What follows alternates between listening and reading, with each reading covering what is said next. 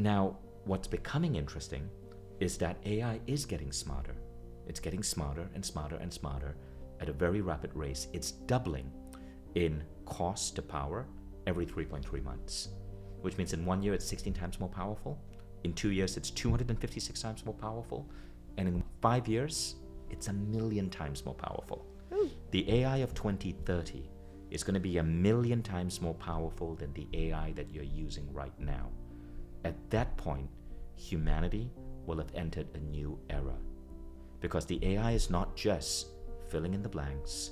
The AI is now going to be smarter than the collective minds of all of humanity. Welcome to the Heal with Kelly podcast. I'm Kelly Noonan-Gorse, and every week I speak to the leading doctors, healers, spiritual teachers, and scientists to find out what is truly possible when it comes to healing. I also interview real people with extraordinary healing stories. My philosophy is, what's possible for one is possible for all. Thank you for joining me on this beautiful journey of remembering our divine nature and tapping into the truths that shall set us free.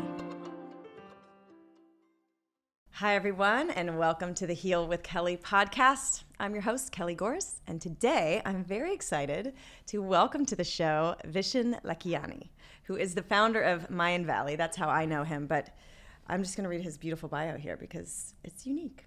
There are dreamers, thinkers, and doers, and then there is Vishen Lakhiani, the embodiment of all three.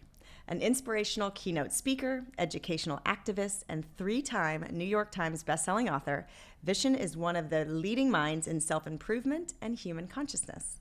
As the founder and CEO of Mindvalley, the foremost provider of online education for personal growth, he has created a platform that includes a variety of highly esteemed health and wellness applications. Vishen discovered meditation while dealing with stress from his job at a startup in Silicon Valley. The results of integrating mindfulness into his work life were transformative. He quickly rose in the ranks from a junior position to vice president within 7 months, and by 26, he was managing the New York office. However, his professional trajectory soon changed after reading a Nelson Mandela quote, "If you want to change the world, change education." Inspired by this quote and driven by his incredible passion for uniting humanity and challenging the status quo, Vishen soon left his job to focus on raising awareness around meditation and other personal growth tools. Welcome to the show. That's a very detailed bio. I love it. I found it so interesting because you were talking about things that happened between 2001 and 2005. Oh, really? And then nothing from the last 20 years. Oh, that's funny. But that's This good. is what was given to us. So That's hilarious. now you're here to fill us in on the last 20 years. That's hilarious. Well, so what did we miss? What? Where do we start? Well, I think what people most know me for is the Mindvalley app. Okay. It's the world's foremost app for spirituality and consciousness. And what we're really proud of is that as of September last year, Apple decided to feature the app in all 200,000 Apple stores globally. Wow. So walk into any Apple store, pick up an iPad, and you'll see the app. And we are featured on the iPad because of just how aesthetic and beautiful it is. But the main thing is this app is designed to elevate human consciousness. That's amazing. And how, I know you're into manifestation and meditation. I think maybe let's start with the Silva Method, because when I hear you talk about it, and I remember when Mindvalley first entered the scene, I was like hooked because I am also a personal growth and consciousness junkie, and learned to meditate in 2007, Transcendental. And the Silva Method, really, the way you presented it was really attractive. So can you just share what that is? Yeah, isn't it crazy? The Silva Method is, so I'm sure everyone in your audience knows about Joe Dispenza. Yes. Jose Silva was the Joe Dispenza of America in the 60s, 70s, and 80s. Wow. So in the 60s, 70s, and 80s, Silva Method was massive. Over 6 million people globally graduated from a Silva seminar. And Jose Silva was essentially this Mexican-American radio engineer in the 1930s in the border town of Laredo, Texas. So it was a border town between Texas and Mexico. There was Laredo on the American side, Nuevo Laredo on the Mexican side. Back then, borders were porous. You could easily cross the borders, right? So Jose Silva, he joins the U.S. Army, and they give him a psychological test, and this causes him, this Mexican radio repairman, American Mexican radio repairman, to get interested in psychology. He starts reading all of these books in psychology, and he has 10 kids. Whoa. And he's trying to understand how can I apply what I'm learning in these books to help my kids improve their grades. So from psychology, he goes to hypnotherapy, and he starts doing experiments. He starts hypnotizing his kids, and then opening up the textbooks and reading facts from the textbooks. And then while they're in this hypnotic state, today we know that's the alpha level, it's an altered state of awareness, these kids would have better memories. But then something weird happened. So Jose is there with his daughter Isabella, and he's got 10 kids. He's there with his daughter Isabella. And he's asking Isabella questions from, let's say, a history book. And for some bizarre reason, Isabella was able to answer the questions before Jose verbalized them. Wow. So he'd formulate the question in his mind. Before he could speak it out, Isabella would answer Abraham Lincoln, Battle of Gettysburg. And Jose wondered, did I just summon the devil? He was a devout Catholic. So he writes to J.B. Ryan of Duke University. And J.B. Ryan and Duke University back then, this must have been the 1940s, were doing experiments in human ESP, okay, human intuition. So remember the movie Ghostbusters? Yes. Remember that opening scene with Bill Murray? He's it's in the basement of a university, and his job, Bill Murray's job in the start of Ghostbusters, is he's holding up cards and he's testing people on intuition. That was paying homage to the original J.B. Ryan studies at Duke University. Cool. Professor Ryan writes back to Silva and says, nope, you did not train your daughter to be psychic. Only a few gifted people have that ability. Silva goes, no, I trained her, and I'll prove you wrong. He goes and he trains all his kids. Then he trains all the neighbors' kids. So now these kids are functionally intuitive, and their grades are going up. Now adults start coming to him. He starts training adults. And then one day, in a major newspaper in, I believe it was San Antonio or somewhere, someone writes an article about how he attended one of Jose Silva's classes, and his migraine headache that he'd had for decades disappeared. Wow. And that's when Silva classes exploded. Next thing you know, Silva becomes a phenomenon. The New York Times is writing about it. And one of the most amazing case studies is this writer called Richard Bach goes to a Silva class, okay? I know Richard Bach. Right, he wrote Jonathan Livingston Seagull. Yes, yes. That And book the was so illusion, popular, I it think. made the cover of Time magazine, but here's the story. And I double validated with Richard Bach's daughter, Gauri. She's alive today, she's living in Germany. So Bach has this book about the seagull, and it's a spiritual book, but it's been sitting in his basement for 5 years. He couldn't figure out how to finish it. He goes to a Silva class, he learns how to tap into the alpha level of mind. When you tap into alpha, you tap into creativity. What is intuition but creativity magnified, right? And he sees the ending for the book. He goes back, he finishes the book. The book had been lying in his basement for 5 years. He finishes the book, publishes it, it becomes a phenomenon. And he goes on Harper's Bazaar magazine and says, I saw the ending after taking a Silva class and learning to tap into the alpha level. Again, Silva explodes. So Silva becomes really big, and it's all over the world. And I'm a kid in Malaysia, and I'm having acne. So I had huge confidence issues because I had a horrendous skin problem. I hardly went out. I was made fun of by bullies in school, and I wanted to heal my skin. And somehow I discover a book by Silva Mind Control, 1977, on my dad's bookshelf. So this is maybe 1989, 1990, sometime around then. I read the book, and Jose's talking about the power of the mind on the body. And he says something really interesting that captivates me. He says, the skin is the organ of the body most susceptible to mental healing. Wow. So I read the book. I can't afford to go to a Silva seminar, but I start trying to read everything I can about him. The internet doesn't exist in Malaysia back then, so I'm trying to figure out how to get access to all of these Silva books. And I kind of reverse engineer his technique that he's teaching at the seminars, right? And the technique is a healing technique. I apply it on my skin, and it involves training yourself to go into deep levels of mind, and then a specific visualization pattern. You do it 3 minutes a day, 3 times a day for 3 minutes each, so 9 minutes a day. In 5 weeks, completely healed my skin. Wow. This changed my life. I then started using Silva for other applications. I used it to, I was 17 years old. I used it to qualify for the US Open. I was learning Taekwondo, so I came to the United States for the first time as an athlete to compete in the US Open. And that's when I fell in love with America. I ended up moving here. While I was in college in Michigan, I would just give talks on the Silva Method. And after I graduated, I ended up getting qualified to be an instructor. Built a website for Silva, became their most popular instructor in the United States, eventually launched Mindvalley. And Jose Silva passed away in 1999, and in around 2015, his family, his brothers and sisters, asked me to be the new face of the Silva Method. So in addition to Mindvalley, this is something I'm very passionate about getting out to the world. Wow. So we have we used to do seminars, but during COVID, we digitized everything. The entire Silva Method course, it's now called Silva Ultramind, is on the Mindvalley app, and we've trained close to 1 million students. And what does this entail? I need to sign up. So what's really crazy about the Silva class is that, well, let me ask you this, Kelly. What do you think is the greatest lie sold to humanity? Oh, God. That we are not enough. True. I think that's one. I think the greatest lie is actually this, and we are not enough is part of it. The greatest lie is the lie of separation. I was going to say that Right? first. It's that we are separate from each other. Yes. We are separate from people, from our neighbors. We are separate from the rest of humanity. We are separate from nature. We are separate from the stars. We are separate from the cosmos. We are separate. And that lie is what gets completely shaken up when you have a transcendental experience or when you have an altered state experience. And that lie exists at the waking level of mind.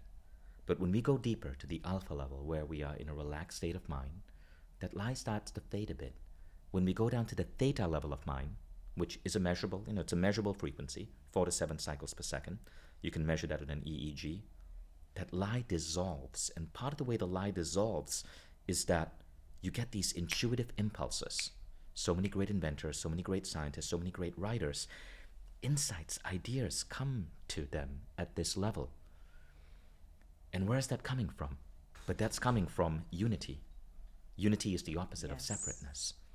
So Silva accidentally found that you could train people to go into this deep level of mind, what we might call today deep meditation.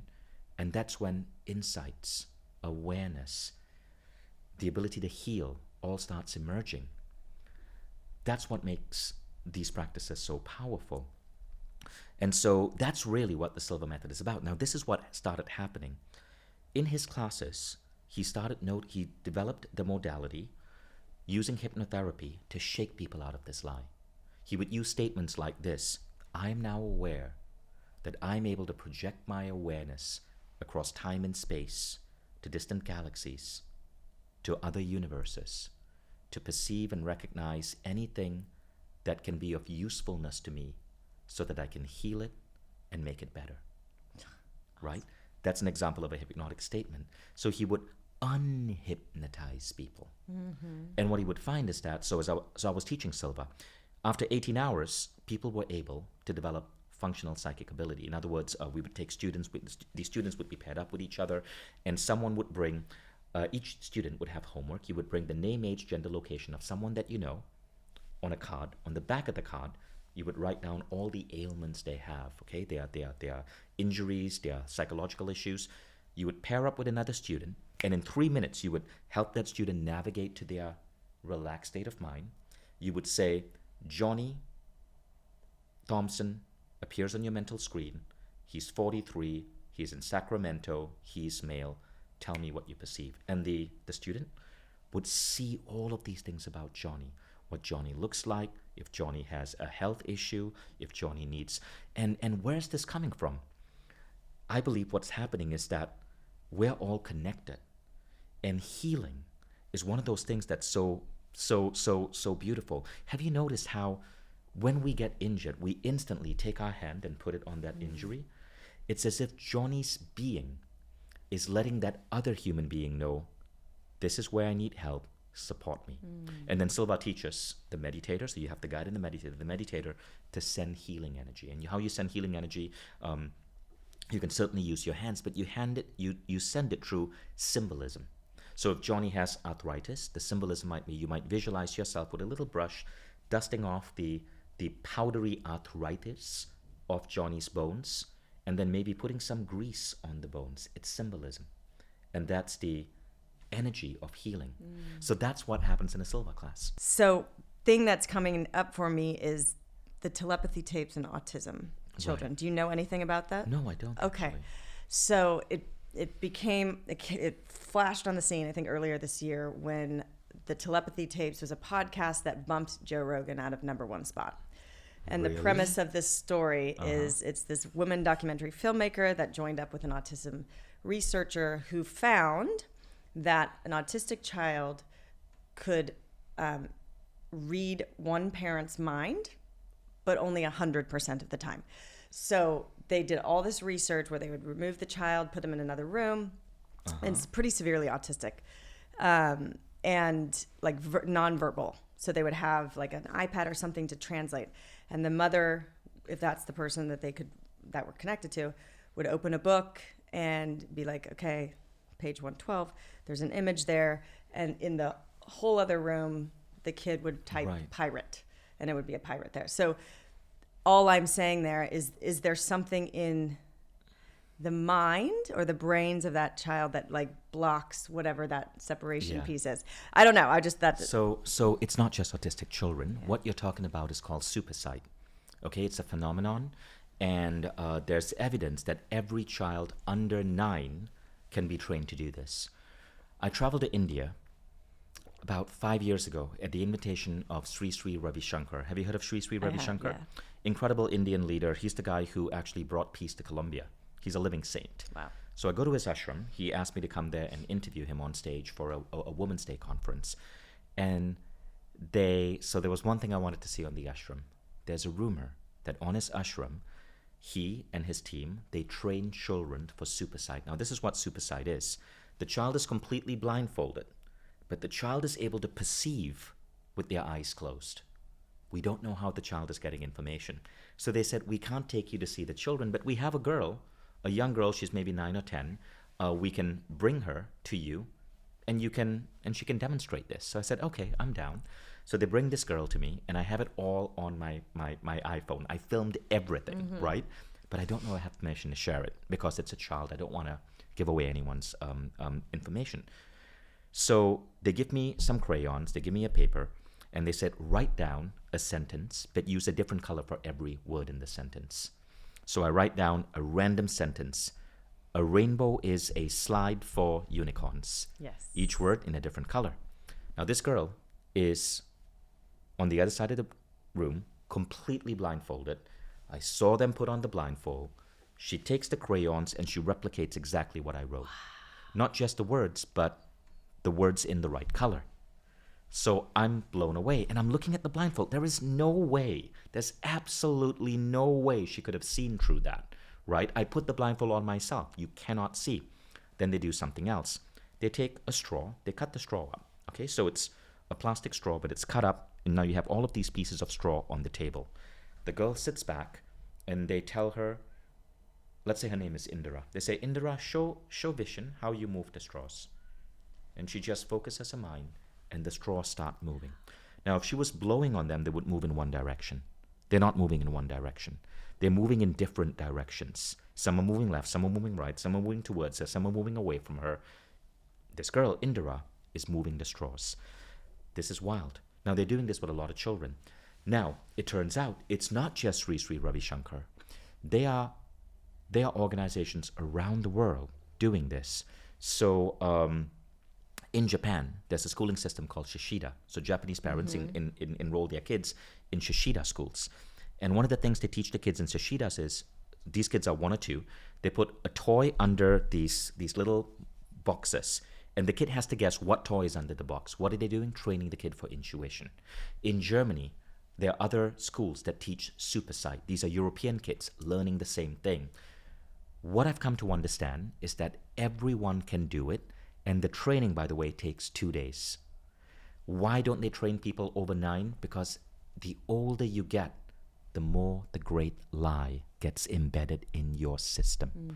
The lie of separation. What is supersight? It's nothing more than you being able to harness your godlike ability to work with reality, to tap into reality outside your physical body. And I think this is a really powerful thing. And I believe as people open their minds to this through your work, through the work I'm doing, through work from people like Joe Dispenza and Sri Sri Ravi Shankar, more and more people are going to become aware of this. I think this is the most important thing we can teach our kids.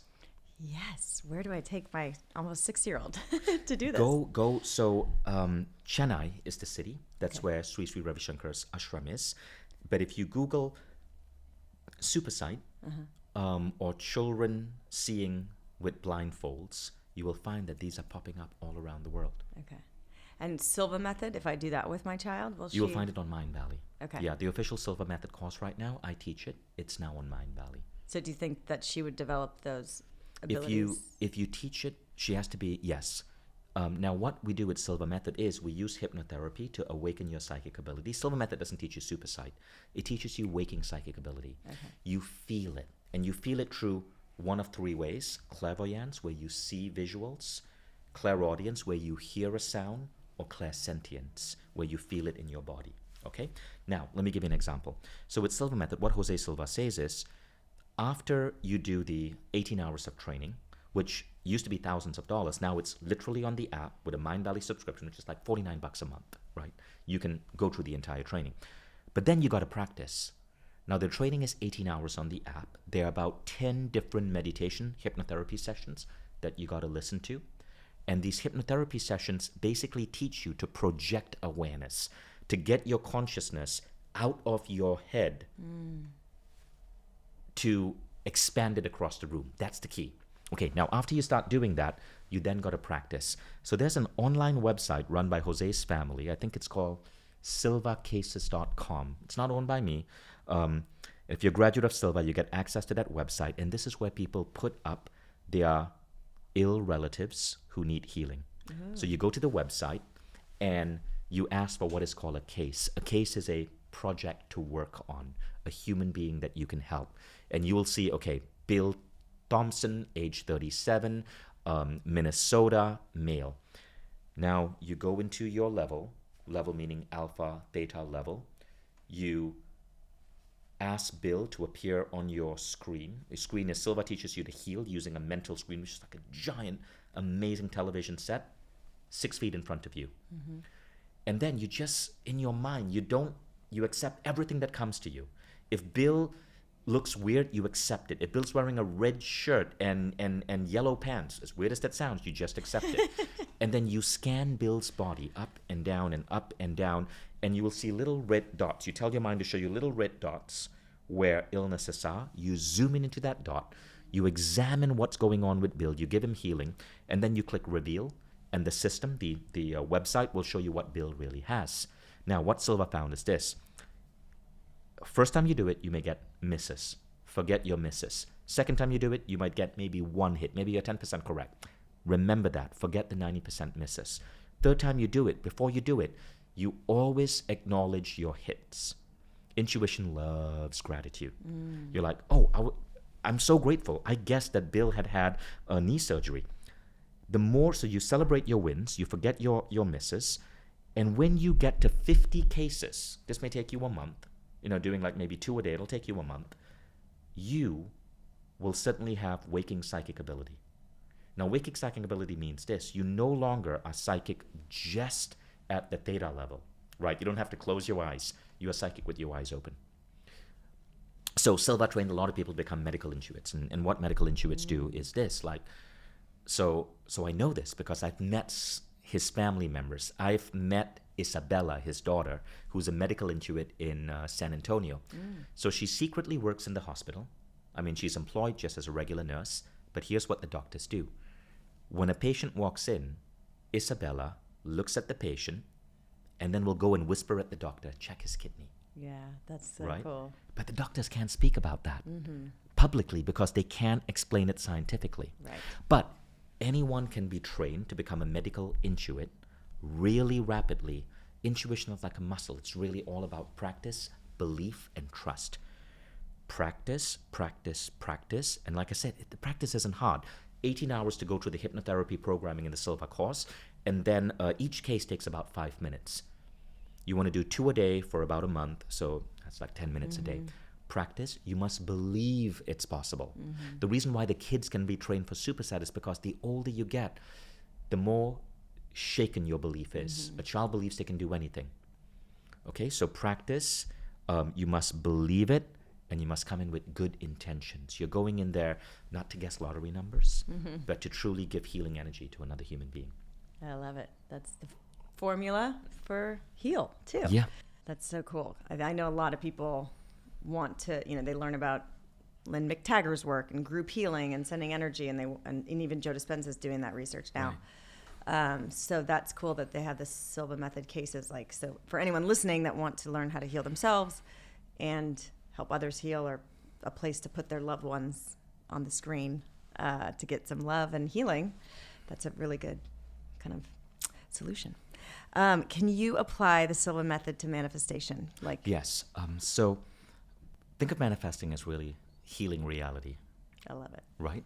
So what you do is Silva teaches various techniques, which are, if you've studied NLP, you'll start recognizing them in NLP, hypnosis, but also spiritual psychology.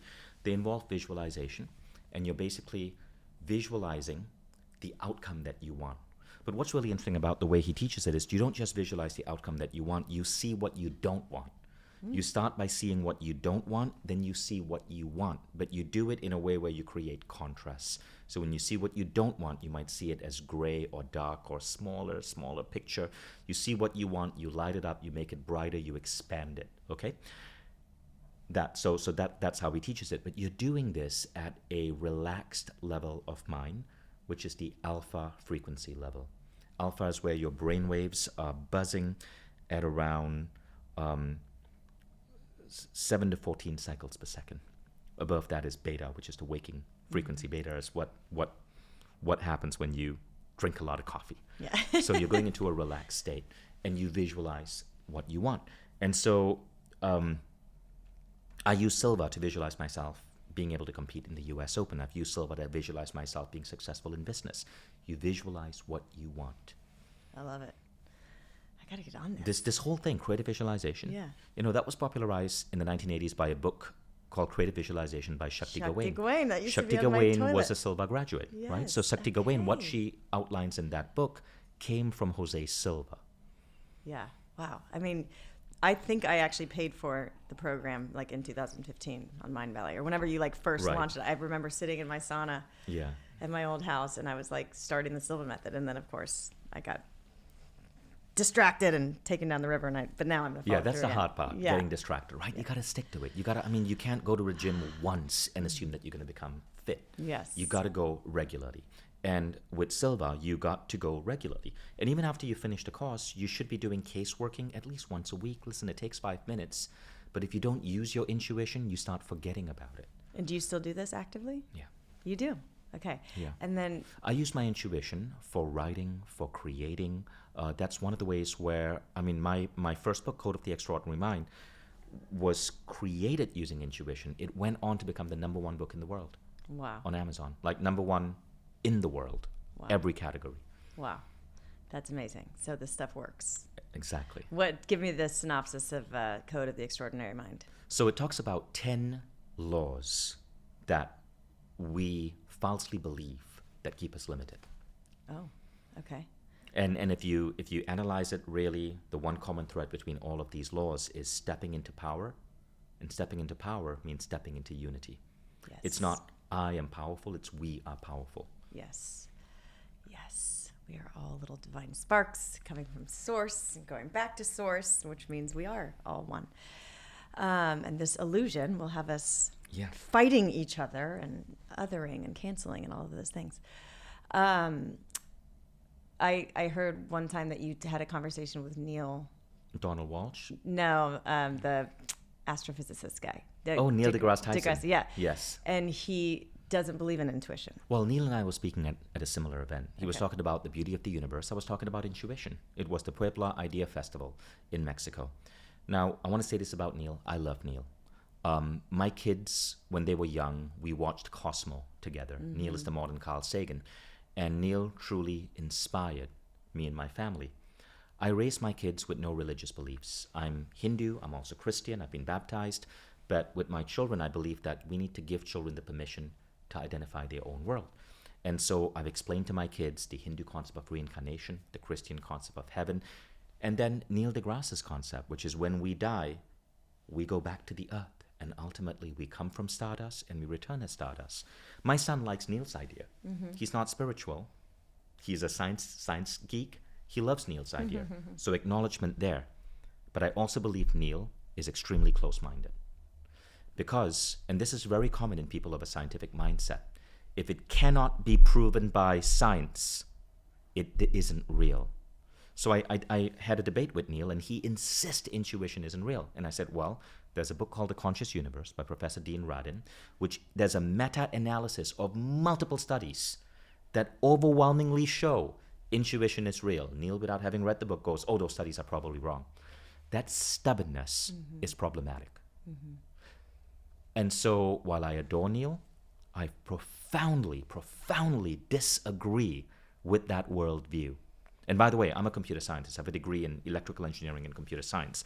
I'm trained in that methodology as well. But Nassim Haramein, the physicist, said, spirituality is nothing more than physics we have yet to find an equation for. Yes, I love Nassim. What a brilliant mind that guy Right. is. Yes, I totally agree. So, yeah, you also mentioned like bending reality and the ability to do so. I've had this like knowing from being a little kid. Yeah.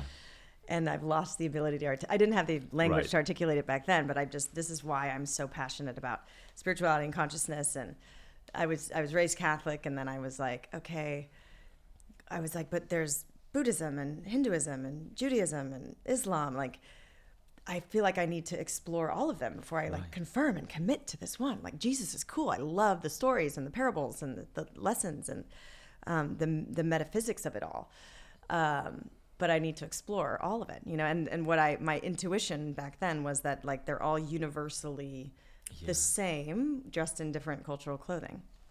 In a way, it's kind of my blanket belief. But all of that to say, I have this weird thing about bending time, and like I've had experiences of where you can, whether it's through meditation practice or like, time is really manipulable in a way. Can you talk to that? I feel like you know more about it than I do. About time being manipulable. Or like bending back time or bending reality in that way.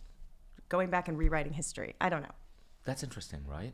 Yeah. Really interesting. I don't know much about that. Okay. I've looked at concepts like quantum jumping, Okay. which is really interesting, or things such as timeline compression, which one of our Mindvalley teachers, Reagan Hillier, teaches. She teaches how to accelerate vision to reality using timeline collapse. Quantum jumping is by Bert Goldman, also a Mindvalley teacher. It's also on Mindvalley.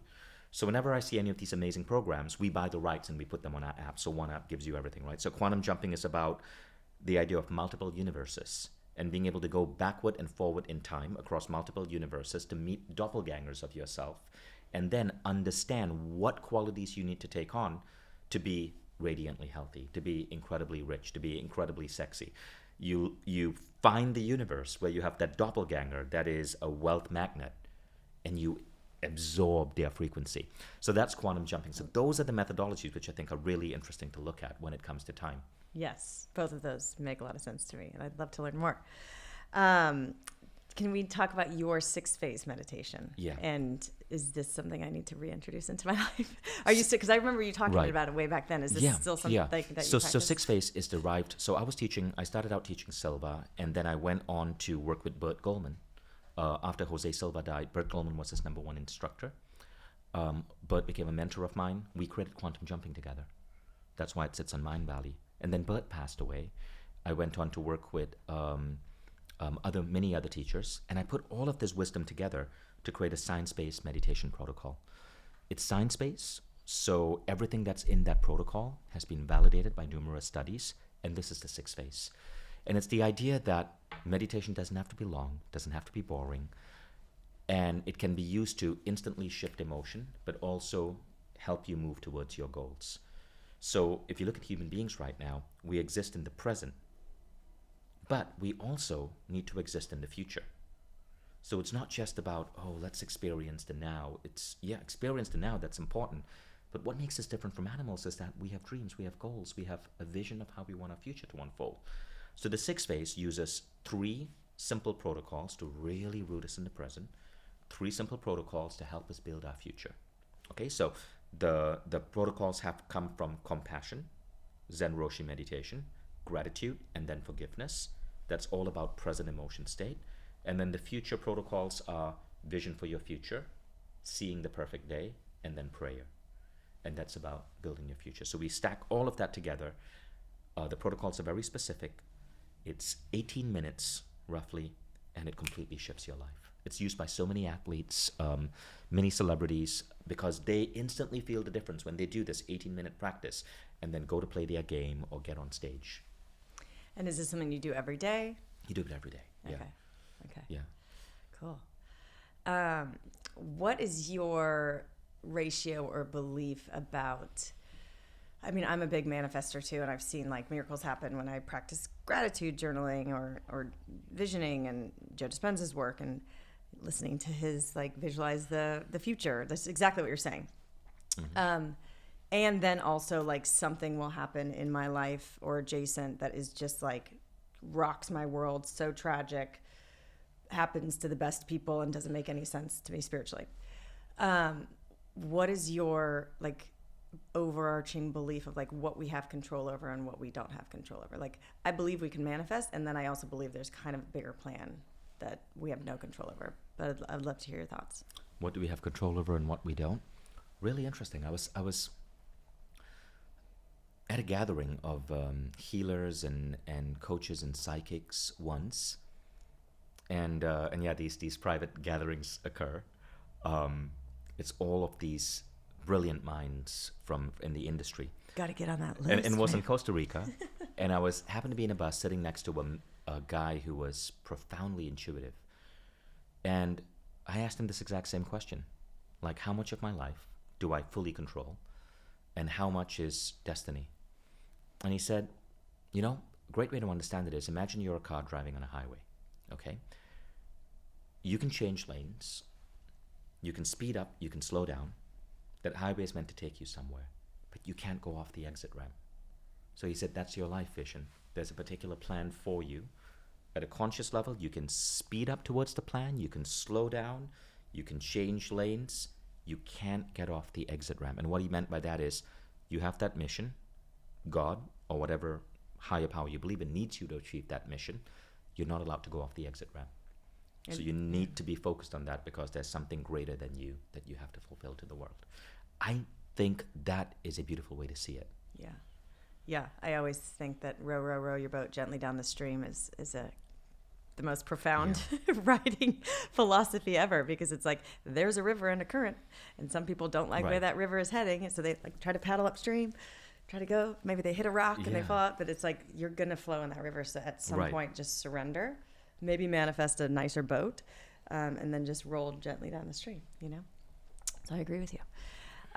You mentioned forgiveness in your 6th phase meditation. Yeah. I was at our mutual friend Dave Asprey's 40 Years of Zen. Yes, I popularized that in my book. Did you? Mm-hmm. Oh, amazing. I was one of the first people to do it. Really? Yeah. And did it have profound changes? Because I only got 2 days in, and then my house burned down in the fires. And Wait. What happened? You did it for 2. Your house burned down? Yes. I had this. This was the LA fires? Yes, I had this beautiful plan to start my year with 40 Years of Zen and upgrade my neurobiology, and like start this year out right. Wow. And I was like, day 2, and we had done all this forgiveness work, which is super stealthy. He doesn't tell these high-tech execs and, you know, high performers coming in that they're going to go into deep forgiveness work, and that's what this 40 Years of Zen is.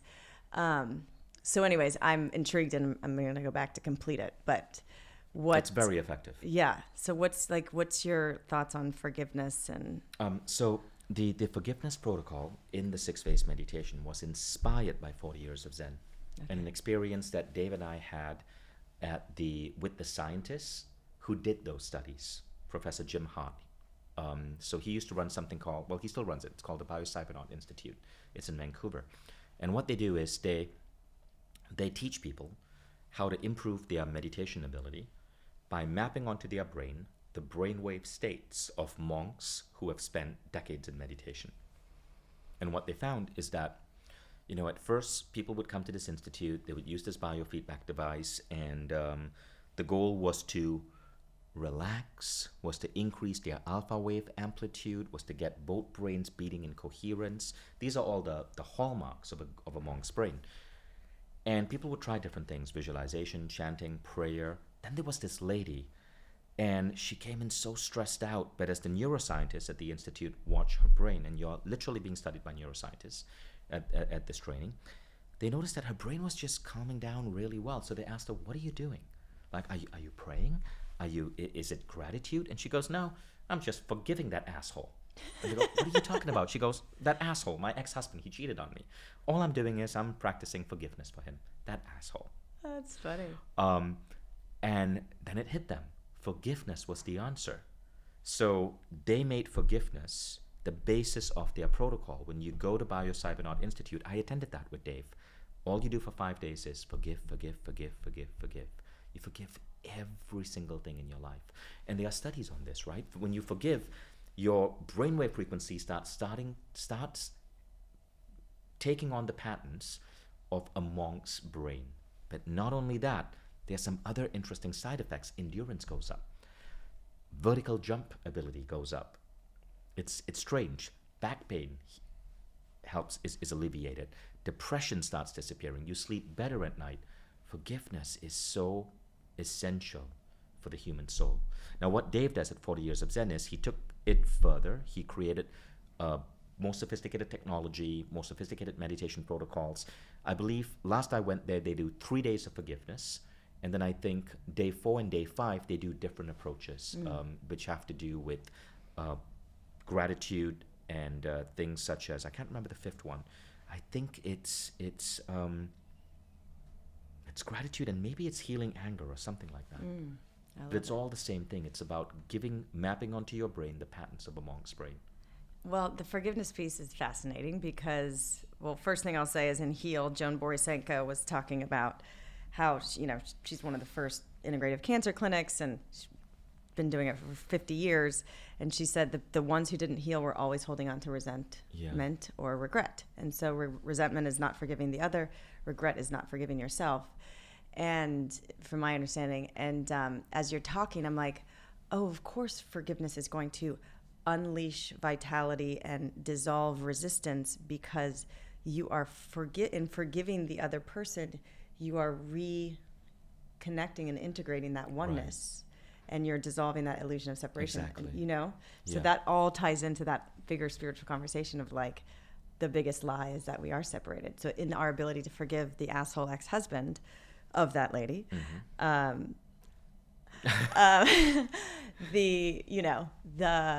it's like a spiritual act that brings you back into alignment with our true vibration and energy. Because what is the opposite of forgiveness? It's resentment. Anything that feeds the lie disempowers you. Resentment feeds the lie.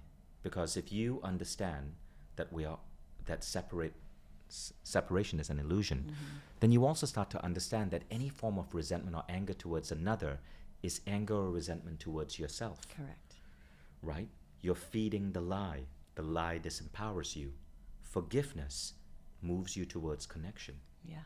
And you're sending whatever that negative intention is going to come back to yourself. Spirituality is simple. It stopped feeding the lie of separation. This is the problem with religion. Religion tells you to be spiritual, but then says, oh, our religion is right, their religion is wrong. And so religion, in a way, is meant to get you to break the lie, but then feeds the lie by creating religious separateness. Yes. Right? And religion is a big reason why Americans judge Muslims harshly, why there's a war in the Middle East. It's a big reason why there is chaos in so many places around the world. So it's just really important. Learn to see the lie. Yes. And if you do that, that is the ultimate cheat code to life. Yeah, and miracles occur. That's exactly what happened to Anita Morjani when she had her near-death experience. I don't know if you know her story. No, I don't. She's in Heal, and reading her book Dying to Be Me was the catalyst that finally made me ready to do it, 'cause she was the poster child of possibility. She had lymphoma, lemon-sized tumors coming out of her skin from her abdomen up to her neck. Her best friend died of cancer. She was just riddled with fear. She was Indian, Hindu woman raised in Hong Kong, so she was kind of in this tension of like traditional versus modernity, and had this, she brought shame to her family, didn't do the arranged marriage, and she married for love. And anyways, she goes into a coma. There's not a scientist, doctor, or human on the planet that would look at her body in that hospital bed and think that it could recover. It was like riddled with cancer. Couldn't even find a vein. And she goes into this other realm. She has this awareness of oneness, like time collapsed. She was aware of her brother flying in on a plane. She was aware of a conversation her husband and the doctor were having 40 feet down the hall. And then she encountered the essence of her father. During life, they had a lot of tension. It was just pure love. There was no judgment, no negativity. It was just that reunion, unity. And in that moment, she realized that she got cancer because she had come from fear in life. And so fear is separation, love is oneness. It was that simple. And so she knew, and her father's essence telepathically was like, go back and live your life without fear. And she's like, but I feel so good up here. I don't want to go back to that. And then she knew that her purpose was not over. So she reanimated her body. All that vitality was released, and she healed, and she's going around the world talking about it. So that she is the poster child of what we're talking about. Like, the miracles happen, and when vitality is unleashed with that shift in consciousness and remembering of our oneness and coming from love and forgiveness and all of that, instead of fear and separation, miracles occur. Beautiful story. Yeah. So AI. Right. I've heard, or my understanding or my experience is that we can inform and almost teach AI. They learn from our essence. So like, is there, and you see all these things on Instagram now of these like spiritual teachers and like spiritual accounts that are like, I asked AI from the Pleiadians and blah, blah, blah. And then AI writes back this, or speaks back this like profound wisdom. Yeah. So what are your thoughts on AI, and like, does it just matter like what the consciousness of the people that are teaching the machine? Is that going to make a difference? Do you know what I mean? Absolutely. So any type of AI system has certain structures around it that determine its personality. There is the information that it's digesting, and what AI is doing is it's really digesting all the information on the World Wide Web, plus books, plus art, plus music. It's digesting all of that. AI, in that way, is good. It's breaking the illusion of separateness. It's taking all the knowledge of all the human beings on the world, everything you've written on Reddit, every article, every blogger has written, every personal growth book, bringing everything together and making sense of it. That's why when you ask AI a question, it can give you answers that are profound. But the answer isn't AI having solved the mysteries of the universe. It's grabbing it from maybe an idea by Joe Dispenza, an idea by me, an idea by Deepak Chopra, merging it all together, right, to create something that is cohesive. So, in a way, you're tapping into collective humanity. Some people see that as an alien, sentient technology. I don't. It is the amalgamation of human creativity, human wisdom, human knowledge. So that's the first thing.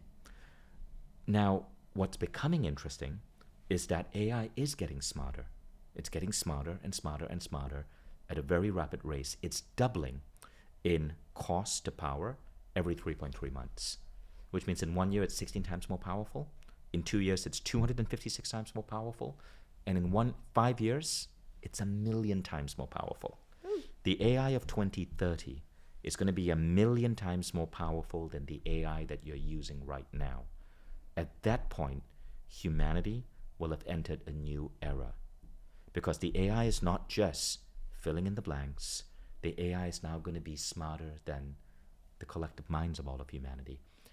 And I believe what's going to happen is that's going to usher in a golden age. AI will help us cure cancer.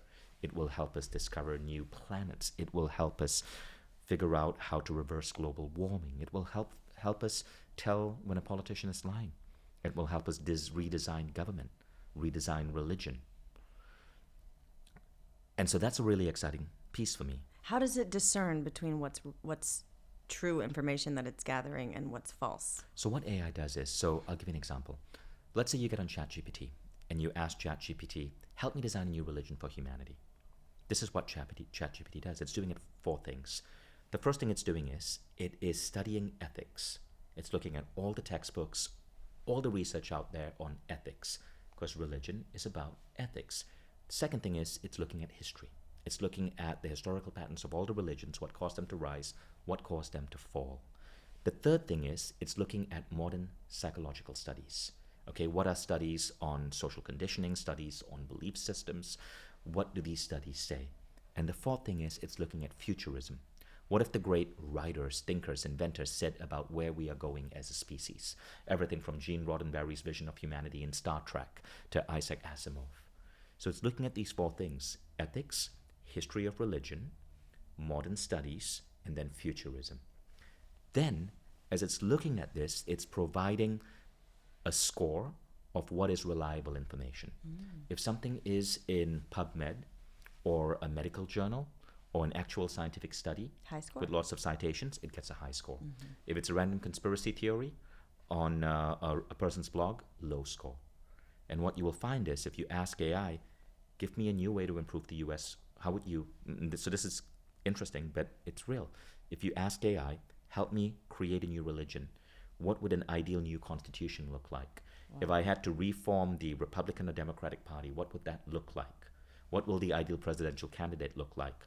Because of these 4 things, okay, history, modern psychology, ethics, futurism, the answer that you get is probably going to astonish you. Wow. And that is AI today. Imagine it when it's 1 million times more powerful. Okay. Are we worried that it's going to come alive and take over? One could say that it is already alive, right? But the people who are building AI, they do something to it to contain it. So firstly, they give it's the training data, and then they put scaffolding around it. Like, you will not say things which are considered racist. You will stay within this box. You will not show something pornographic. And then they do human fine-tuning. So before they release an AI, they will have real human beings tell the AI, that's inappropriate, this is good, that's bad, this is good. And so the AI learns from that. So the AI is there's scaffolding around the AI so that it serves us.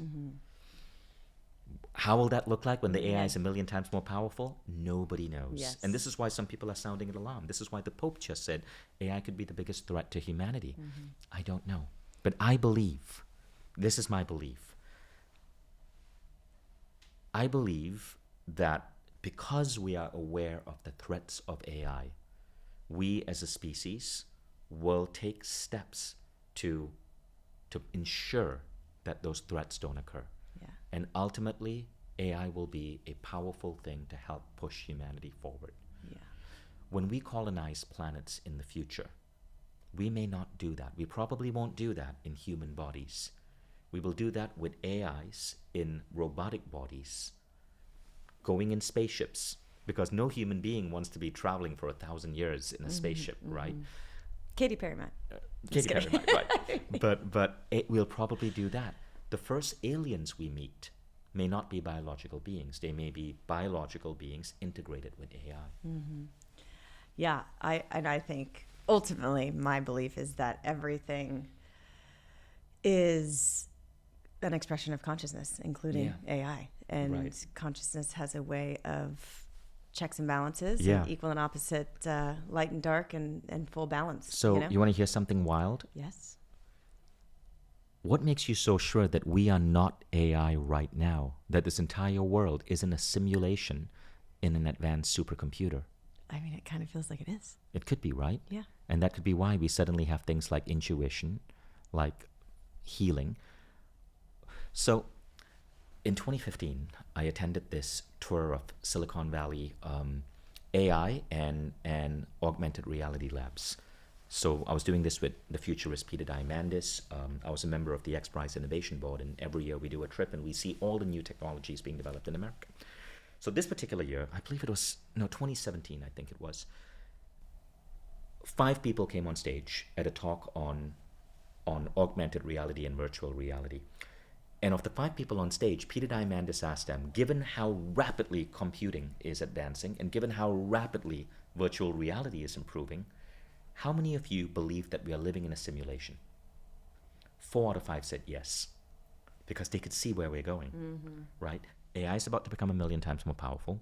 Virtual reality, now they also said this, virtual reality is about to become a thing. By 2030, we'll be existing in 2 worlds. We'll be existing in a virtual world, fully virtual world, an augmented 3 worlds, an augmented reality world. Ordinary glasses will show you information, will help you navigate the street, will show you information who you're talking to. And then there's the pure human physical world, no glasses, no special contact lenses, just human beings, right? Like our grandparents used to live. We'll be existing in 3 realities. That's coming in 5 years. Again, is it going to be good? Is it going to be bad? It depends on the consciousness that creates it and how we move into it as a species. Yeah.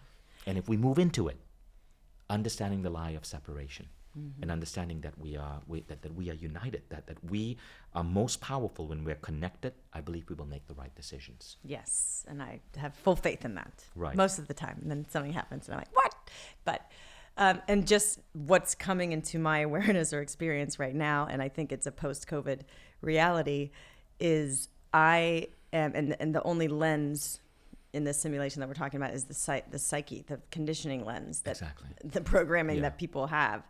Like I've had multiple encounters this year with people that like we were in the same place having the same conversation in 2 completely different interpretations and realities of the thing. And I'm like, oh, and I don't know if it's like 5G's fucking up people's brainwaves or whatever medication, but like, I'm just like, something is shifting where we are in the same simulation having completely different experiences of reality, you know? Yeah. And that's before an Oculus. Right. So I totally see that could be a reality. So last question, what has been, I mean, I've only read and witnessed all of your successes. With all of the tools and teachings and wisdom that you know, what has been something very personally challenging that you've had to navigate, and how did you do that? Like what tools do you have you had to, like, I've just been through a year, 2 years, like emotional.